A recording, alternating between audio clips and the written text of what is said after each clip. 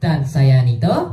Kami merupakan Duta Gesit SMP Negeri 8 Kota Surakarta. Kebetulan di SMP Negeri 8 Kota Surakarta, tahun ini Gesit baru saja dikukuhkan bersama 11 rekan kami. Jadi kami semua adalah angkatan pertama. Gesit Depan Sekolah sangat peduli pada remaja, pada teman-teman semua juga. So, kita akan bahas semua problem-problem yang berkaitan dengan remaja, terutama masalah kesehatan ya. Pada minggu ini kita akan mengulik tentang kehamilan dini pada remaja. Kehamilan dini pada remaja itu bagaimana ya, Ines? Aku mau jawab, tapi masih ragu-ragu karena aku belum pernah hamil nih. Oh ya, kalau nggak salah kita akan membawakan satu narasumber kan? Ya, betul sekali Nito. Siang ini kita akan didampingi oleh Ibu Sutina, yang tidak lain dan tidak bukan adalah guru mata pelajaran IPA di kelas saya. Ayo Bu Sutina. Selamat datang Bu Sutina, silakan duduk. Halo, selamat datang Nito dan Ines. Ya, betul Bu, saya ingin kabar dulu. Apa kabar Bu? Ya Nito, kabar saya baik. Ya, kan ini pada hari ini kami akan membahas tentang kehamilan dini pada remaja. Ya, boleh tanya balik ya kabarnya ya. Ini dari Duta Gesit Depanska. Senang sekali saya berkesempatan untuk diundang ke sini walaupun secara mendadak ya. Duta Gesit Depanska itu sedang sibuk-sibuknya ya ini ya. Ya, betul sekali Bu. Terus ini podcastnya pertama kali benar? Ya, betul sekali. Sebelumnya mohon maaf ya Bu, karena ini podcast seadanya, karena podcast perdana kami. Oh iya, ini udah cukup bagus sih untuk podcast perdana ya untuk Duta Gesit Depanska, karena di tengah kesibukan kalian masih menyiapkan untuk membahas tentang konten tadi apa temanya, kehamilan dini pada remaja Ya, di betul, podcast Bu. ini di sepulang sekolah ya pastinya ya Nito dan Ines ya. Oke banget ini. Kabarnya baik Nito dan Ines? Baik Bu, alhamdulillah. Baik juga Bu. Oke, Nito juga baik ya. Ya. Ya, tadi Jadi tentang ya, Nito gimana? sebenarnya kan kita mau membahas tentang kehamilan dini pada remaja ya. Ya. Kita bahas dulu deh, kehamilan itu apa? Menurut saya itu kehamilan itu tipe yang ibu-ibu ya mengandung sebuah rahim lah gitu. Selama 9 bulan kalau tidak salah. Oh, yang diketahui itu seperti itu tentang Ya. kehamilan ya. Kalau menurut nih Ines tadi ini tuh udah tak menjelaskan, dia udah nyampein kehamilan sepengetahuan dia itu apa, kalau menurut Ines bagaimana? Kalau menurut saya, orang hamil itu adalah ibu-ibu yang sudah menikah dan mengandung rahim bayi di rahim selama 9 bulan. Oh iya, yang diketahui Ines dan itu tadi hampir benar ya. Hamil itu bukan mengandung rahim ya, itu tadi kepleset Ines juga, bukan mengandung rahim. Kehamilan sendiri itu adalah menempelnya zigot yang telah dibuahi. Jadi zigot itu adalah hasil pembuahan itu dan Ines. Hasil pembuahan dari mana? Dari bertemunya sperma dan sel ovum yang ada di rahim gitu ya, yang ada di ovarium, bertemunya di oviduknya. Nanti zigot itu menempel di dinding rahim dan berkembang menjadi embrio yang lama-kelamaan tumbuh menjadi janin dan jabang bayi selama 9 bulan. Dan benar, kehamilan itu yang kalian ketahui adalah dialami oleh orang-orang atau wanita-wanita yang telah menikah. Kenapa tuh mereka yang telah menikah bisa mengalami kehamilan ya tadi? Karena sudah melakukan hubungan suami istri, yang mana nanti setelah melakukan hubungan suami istri, kalau berhasil spermanya akan membuahi ovum dan akan menempel pada dinding rahim gitu Dito sama Ines. Ya, berbicara tentang kehamilan, kan hamil itu kan sebelumnya harus menikah dulu ya. Nah, menikah itu umur batasannya atau maksudnya minimalnya ya, itu umurnya berapa Bu? Umur batasan yang ditetapkan oleh pemerintah untuk dapat menikah itu adalah usianya 19 tahun. Ines sekarang usianya berapa? Saya baru usia 14 tahun Bu. Kalau Lito usianya berapa? Usia saya 13 tahun. Iya, kira-kira sudah boleh belum menikah? Oh, tentu saja belum dong, Bu. Ya, tentu saja belum ya. Sekarang kalau Ya. saya tanya balik tentang Ya. kehamilan dini. Tadi kalau kehamilan kan pada orang yang usianya sudah matang ya berarti ya. Ya. Tadi batasan dari pemerintah adalah 19 tahun. Nah, kalau kehamilan dini, kenapa dia kehamilan dini pada remaja itu berarti tanda kutip negatif atau positif ya Ines dan Nito ya? Pasti negatif. Iya pasti negatif ya. Kalau seusia Nito yang hamil itu perempuan apa laki-laki? Perempuan dong, Bu. Masa Iya. laki-laki. Iya benar ya perempuan, berarti boleh saya ngobrol sama Ines ya. Boleh. Karena yang hamil itu adalah perempuan. Saya tanya Ines, usia 14 tahun nggak boleh menikah nih Ines. Sekarang saya tanya, kira-kira Ines pernah nggak menjumpai sepantaran usia Ines tidak lanjut sekolah tapi dia sudah berkeluarga atau dia sudah pernah hamil begitu? Ada nih Bu, ada beberapa yang orang yang pernah saya temui ada yang hamil di usia remaja. Nah, di usia remaja itu kan kemarin kita kalau nggak salah saya udah baca nih di postingannya Ines dan teman-teman Duta Gesit bahwa remaja itu 10 tahun sampai 16 tahun ya, benar ya. Nah, kalau Ines menemui teman-temannya itu hamil di usia sepantarannya Ines itu kira-kira bagus nggak untuk mereka? Sangat tidak bagus dong Bu, kan Iya. seharusnya kalau menikah itu di usia 19 tahun ke atas. Ya, kalau si usianya Ines berarti belum ya, belum bagus ya. Kenapa belum bagus? Alasannya tuh secara mental dan fisiknya gimana kira-kira? Kalau mental dan fisiknya itu juga belum kuat Bu. Ya, belum kuat dalam artian nanti kalau gimana nih tuh secara laki-laki ini kan hamil itu ulah perempuan aja atau laki-laki juga? Laki-laki juga sih, Bu. Ya, berarti remajanya yang terlibat laki-laki dan perempuan. Nggak bisa disalahkan satu orang walaupun nanti dampaknya yang paling besar yang mengalami adalah pihak perempuan karena perempuan harus mengalami yang namanya kehamilan gitu ya.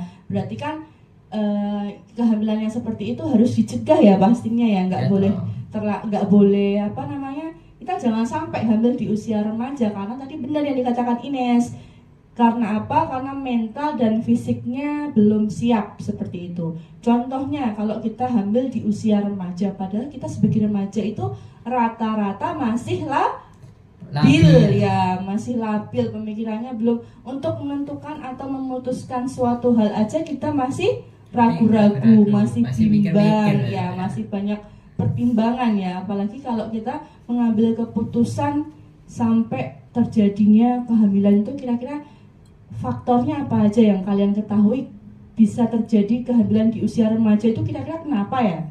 Kalau dari saya sih, Bu, kelihatannya kayak kurang penyuluhan tentang pendidikan kehamilan remaja juga ya.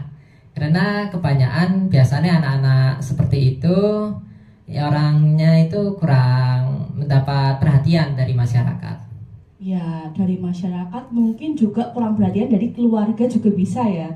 Karena faktor utama yang memagari aktivitas atau pergaulan anak itu kan pasti orang tua, atau kalau dia mungkin ada faktor sesuatu lain hal yang dari keluarga, misalnya broken home seperti itu atau apapun, ekonomi dan sebagainya, dia akan terjerumus pada hal-hal yang menjerumuskan dia pada yang namanya pergaulan bebas. Nah, pergaulan bebas inilah nanti yang dia memicu terjadinya yang namanya kehamilan dini pada remaja. Jadi belum waktunya dia hamil tapi dia sudah hamil duluan. Lewat apa nih kira-kira? Tadi selain kurang perhatian dari keluarga, ada loh yang sebenarnya orang memandangnya itu ada sisi positif dan negatif. Apa itu kira-kira? Kalau cewek dan cowok dia saling memberikan perhatian, di awal-awal dia merasa itu masih dalam koridor yang aman, masih dalam konteks yang nggak apa-apa, tapi nanti lama-kelamaan dia bisa terjerumus ke arah yang negatif. Apa itu namanya? Kira-kira kalau di usia, mungkin ya Ines bisa menjawab mungkin. Nah, Ines kan yang mengundang saya ini ya. Ya, Kenapa?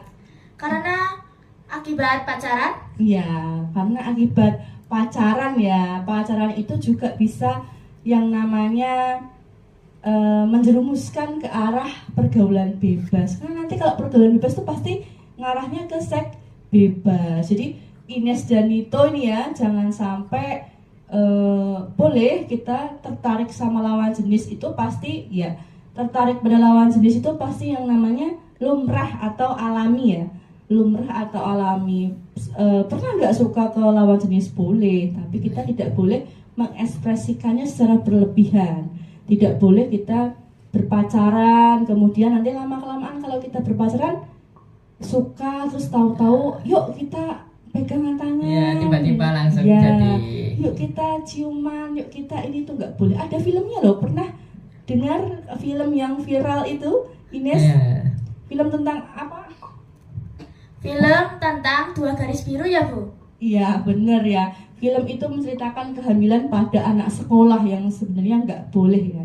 Jadi kehamilan dini di usia remaja itu jangan sampai terjadi untuk Ines dan untuk Nito juga, untuk teman-teman perempuannya. Untuk teman-teman perempuannya yang jangan sampai seperti itu.